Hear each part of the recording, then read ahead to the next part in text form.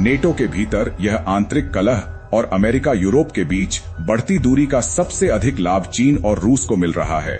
NATO में होने वाला विभाजन उनके लिए एक सुनहरा अवसर है। चीन की दीर्घकालिक रणनीति अमेरिका को एशिया पैसिफिक क्षेत्र से बाहर करना और यूरोप को अपने आर्थिक प्रभाव में लेना है।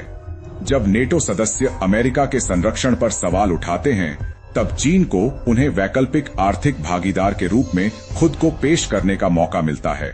चीन यूरोप को यह संदेश देना चाह रहा है कि अमेरिका भरोसेमंद दोस्त नहीं है, हमारा व्यापारिक सहयोग ही सुरक्षित भविष्य है।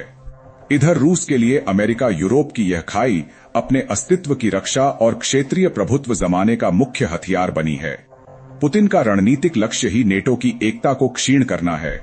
यूरोप अमेरिका की दूरी जितनी बढ़ेगी, नेटो का सुरक्षा कवच उतना ही कमजोर होगा, जिससे रूस को पूर्वी यूरोप में और मजबूत पकड़ बनाने में आसानी होगी।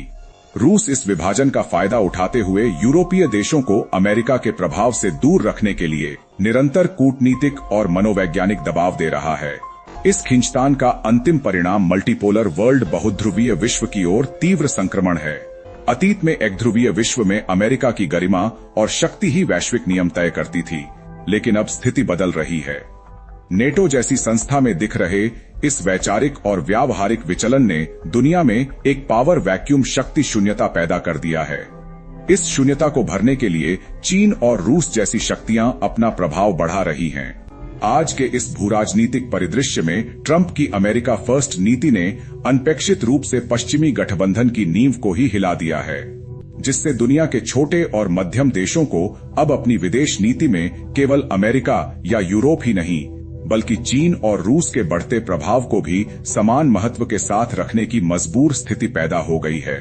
यह संक्रमणकालीन युग नेटो को केवल एक सैन्य समझौते के रूप में नहीं, बल्कि इतिहास के एक ऐसे कठिन मोड़ पर ले आया है, जहां उसकी एकता और अस्तित्व ही उसकी सबसे बड़ी चुनौती बन गया है।